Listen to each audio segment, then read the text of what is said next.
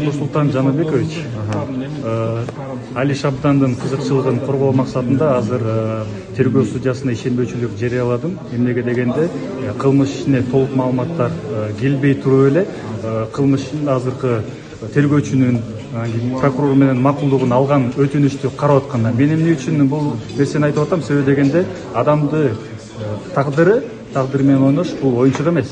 Себеби дегенде адамды кармап аткан учурда биринчи тергөөнүн кылмышын козгоо боюнча токтом болуш керек. Ал токтомду мен көрө алган жокмун. Ошондуктан мен сотко да айттым. Урматтуу судья, эгерде азыр сиз бул токтомсуз материалды карай турган болсоңуз, мен анда ишенбөөчүлүк жарыялайм. Материалдар улам каралып кетип аткандан кийин мен ишенбөөчүлүк жарыялоого аргасыз болдум.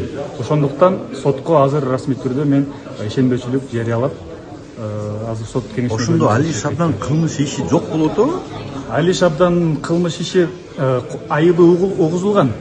278 берененин биринчи бөлүгү 36 берененин негизинде кылмыш жаза кодексинин. Бирок мен Али Шабдандын коргоо баштагандан баштап кылмышын козгоо боюнча токтомду көрө алган жокмун. Мен кече дагы айткам, кылмышын козгоо боюнча токтомду мага бергиле. Мен дагы көрөйүн ал. Себеби дегенде 96-да дагы 97-чи беренеде дагы Кыргыз Республикасынын кылмыш жазык процесстик кодексинде тергөө амалдары кылмышын козгоодон кийин болот. А кылмышын козгоо боюнча токтомду көрбөй туруп биз азыр кантип ал маселени карашыбыз керек? Ошондуктан мен сотко да айттым, азыр баары бир сиз бул адамды камакка ала турган мүнөздү мен көрүп калдым.